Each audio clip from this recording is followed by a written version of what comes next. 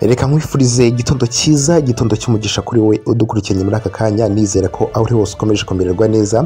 Nguha ikaze rero makuru agezweho muri iki gitondo cyo ku itariki 24 z'ukwezi kwa 10 umwaka wa 2024. Ni amakuru rero akomeye cyane akomeje kugenda agaragara ku butaka bwa Repubulika Iharanira Demokarasi ya Kongo. Akomeje kugenda habera imirwano itoroshye cyane, ikomeje kugenda ihuza igisirikare cya Repubulika Iharanira Demokarasi ya Kongo FARDC ndetse n'umutwe witwaje intwaro wa M23.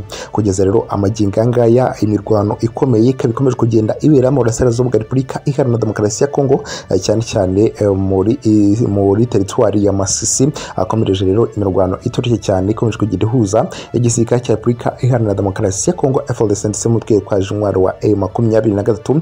Mu makuru rero akomeye cyane nuko muri Karembe indege y'igisirikare cya Repubulika Iharanira Demokarasi ya Kongo yamaze kugenda iraswa. Kugeza ubu ngubu igisirikare cya Repubulika Iharanira Demokarasi ya Kongo kikaba rero gikomeje kugenda gihomba zimwe mu ntwaro zikomeye cyane zifashishwa ku mirongo y'imbere ku rugamba. Rero umutwe witwaje intwaro wa M23 ukaba rero washyize muri target iyi ndege y'igisirikare cya Repubulika Iharanira Demokarasi ya Kongo. Ni mu gihe kandi abaturage bakomeje kugenda bahunga ibice bigiye bitandukanye, bikomeje kugenda bibiramo imirwano itoroshye cyane, mu gihe rero abaturage bakomeje kugenda bijujutira ubutegetsi bwa Perezida Tshisekedi Tshilombo, bakomeje kugenda burebera ibyo byose bikomeje kugenda biba. Ndetse kugeza ubu ngubu bamwe mu baturage benshi bakomeje kugenda bagira agahinda gakomeye cyane kuko bakomeje kugenda bahunga ibyabo. Ni mu gihe kandi rero mu yandi makuru tugiye kwakira mugenzi wacu atugezeho n'andi makuru akomeye cyane agiye kuturamburira muri rusange ibikomeje kugenda bigaragara ku butaka bwa Repubulika Iharanira Demokarasi ya Kongo. Bwana Aimable, ikaze tugezeho n'andi makuru akomeye cyane watuteguriye. Amakuru adasanzwe, urugamba rwongeye kwambikana amabombe karundura imasisi ni menshi. Ibyo nanone turabigarukaho tukubwire se nihe amabombe ari kumvikana. M23 yasutse abakomando mu misozi myinshi y'imasisi. Turakubwira se nihehe abazarendo nabo bakomeje kwica abaturage ku bwinshi. Turababwira ibi bikomeje kubera he. Turaza kwikoza no mu mujyi wa Goma, ntabwo dushaka kubacika tutababwiye inkuru zo mu mujyi wa Goma uko situation ikomeje kugenda igaragara muri rusange. Ni icyitwa ubwicanyi, ni icyitwa urwego rw'ubutasi ANR ndetse na DEMIAP, aho bakomeje kurengera ku mategeko akomeye cyane rwose, bakomeje kwibanda ku guhungabanya cyangwa se guhohotera abaturage bavuga ururimi rw'ikinyarwanda muri kino gihugu cya Kongo. Ni urugamba rudasanzwe rero M23 ikomeje guhanganamo n'igisirikare cya Kongo FARDC. Ni intambara karundura ikomeje kubera kuri uno butaka bwa Kongo. Nshuti muvandimwe, ndakubwira yuko ibintu bitoroshye habe na gatoya, ndakubwira yuko ibintu bikomeye cyane.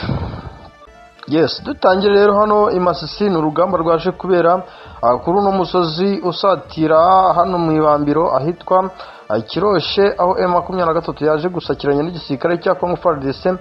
Ni igisirikare cya Repubulika Kongo FARDC cyagerageje kugira gutya kigaba ibitero kuri n'umutwe wa 23 gikoresheje abasirikare b'ikitwa Wagner Group kugira ngo arebe yuko M23 bayisubiza inyuma nibuza ntiyegere ibi bice byo mu ibambiro. Ariko ibi byaje kuba akaga gakomeye ku ruhande rw'igisirikare cya Repubulika Kongo FARDC, kuko M23 yagize gutya rwose yihagararaho ku rwego rudasanzwe muri iriya misozi y'Isasha n'ahitwa Rutoboko, utabagiye imisozi nka Muremure ndetse na hano Rushoga, aho M23 yateze icyitwa ambushi karahabutaka rwose kuri uno munsi.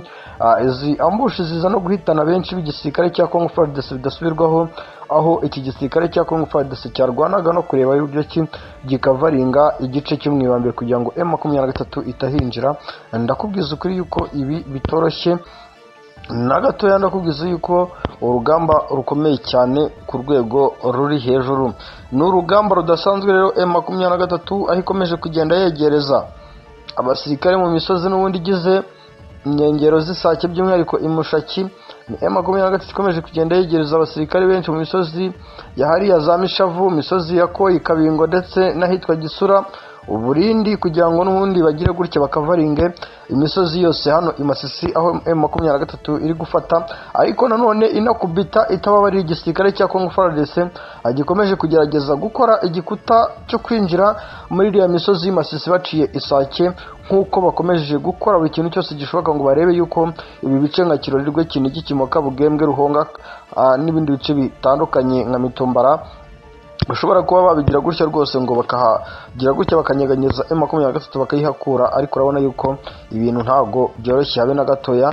Igisirikare cya Congo FARDC gikomeje kugenda gitsindwa umunsi ku munsi buri uko urugamba rukomeje kugenda rugenda muri rusange. Ni intambara karundura rero, ni igisirikare cya FARDC, ni urugamba rutoroshye gikomeje kurwana, ariko ndakubwiza ukuri yuko ahitwa hariya Rutoboko nyuma y'uko igisirikare cya Congo FARDC kirwanye n'uno mutwe wa 23 kugira ngo kibuze uno mutwe kwinjira kuri uriya misozi wo mu Ibambiro n'ubundi uhuza umuhanda Goma Sake, byaje kubabera bibi kuko hano Rutoboko hapfiriye icyitwa Bawigina Group abagera kuri 5 ndetse hanapfira abasirikare ba Sadeke barenga 9, hanapfira abarundi benshi. Ni urugamba ubona yuko rutoroshye.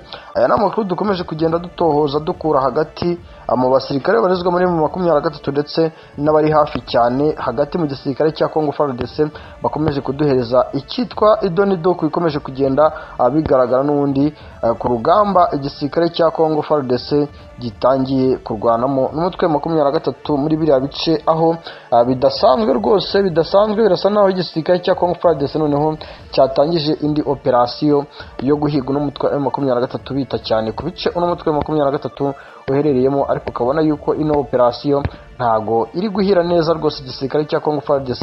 Urabona yuko igisirikare cya Congo FARDC gikomeje kwahombera ku bwinshi. Ni ibibombe karundura rero mu misozi yegereye Iminova nyuma y'uko igisirikare cya Congo FARDC akigerageje gukora buri kintu cyose gishoboka ngo kirwane n'uno mutwe, bikaza kuyoberana cyane. Ubu mu misozi yegere hariya Rwamiko, misozi yegere hariya Numbi, Rumbishi ndetse n'ahitwa Kamatare n'ahitwa Kabase haje kugwa icyitwa bombe ku musozi w'Ikabase. Ni bombe zigera kuri 2 zatewe n'igisirikare cya Congo FARDC zaturutse muri Sud Kivu hariya mu bice bya Numbi rwose, aho iki gisirikare nakubwiza ukuri yuko cyari kigamije kugira gutya ngo gititize uno mutwe wa 23 kiwubuze amahoro, ariko ndakubwiza ukuri yuko ibintu byaje kuyoberana cyane, ibintu byaje kuyoberana cyane ku rwego ruri hejuru, kuko nk'ubu igisirikare cya Repubulika ya Congo FARDC kiracyari mu bibazo bikomeye byo gushakisha buryo ki gishobora kugira gutya kigahangara cyangwa se kigahangana n'uno mutwe wa M23 muri ya misozi yegereye Sud Kivu, ariko ukabona yuko ibintu byabacangacanze bitewe n'ukuntu operasiyo ziri kugenda zigenda n'ubundi muri bino bice byegere muri Sud Kivu, by'umwihariko ibihaninire hafi n'Iminovariya, Bweramana, ibice byegere hariya Ruhegeri, ibice byegere Bitonga, utibagiwe imisozi nka Kazinga, Burageza, Bweramana hariya kuri uriya musozi witiriwe umugabo witwa Burora, aho M23 n'ubundi ikomeje kudeployinga abasirikare kugira ngo abaturuka hariya kwa Burora bagabe ibitero hariya za Kiroshe n'ubundi bajya gutanga umusada hafi muri biriya bice biri hafi n'Isake ndetse binagana muri kiriya cyerekezo kigana Mugunga muri Goma indani. Urabona yuko M23 nta kuntu itari kugira ngo igire gutya igerageze kurwana n'iki gisirikare cya Congo FARDC, nubwo nayo ikomeje gukomwa mu nkokora n'ibyo kino gisirikare cya Congo FARDC gikomeje gukora, aho gikomeje no kurengera n'amabombe yatewe. Ngira ngo tunayagarutseho cyane, aya mabombe biravuga yuko yaje gusenya amazu agera kuri 3, ndetse n'amafoto nahawe n'umuvandimwe wanjye uherereye muri biriya bice rwose. Aya mabombe yatewe yasenye amazu agera kuri 3 ndetse anakomeretsa abagore bagera kuri 3 n'abana 4 n'umugabo umwe. bidakomeye cyane, ariko urumva yuko n'imitima y'abaturage hariya rwose bayahamuritse bavuga se ibi bintu bizarangira ryari, M23 izarangiza runo rugamba gute, cyangwa se igisirikare cya Congo FARDC kizemera kive ku izima ryari, ariko M23 ikomeje gukora ikintu cyose gishoboka ngo ducungire umutekano, ariko kino gisirikare cya Congo FARDC kikaba gikomeje kurengera gikora ibyaha by'intambara birimo no kurasa amabombe mu bice bituwemo n'abaturage. M23 muri Karembe yagize gutya yahanura indege y'intambara. Nyuma y'uko M23 igize gutya urugamba ikarwerekeza muri biriya bice byegereye Ikarembe, mu bice byegereye hariya Warikare n'ubundi kugira M23 igerageze kwinjira muri iriya teritwari ya Warikare kugira ngo nayo iyibikeho. Ibi bikomeje kugenda bikomera cyane bikanatuma M23 bisaba ingufu zidasanzwe, aho kuri uno munsi yagerageje kugira gutya iburizamo icyitwa ibitero bikomeye by'igisirikare cya Congo FARDC cyashakaga kugaba muri biriya bice by'Ikarembe kugira ngo barebe yuko bakuramo M23, ariko M23 igira gutya ihita irasa icyitwa kajugujugu. Nyamuneka ni kajugujugu yaje kuraswa, yari ije kugaba ibitero hari Ikarembe. Ndakubwiza ukuri yuko ibintu bitoroshye.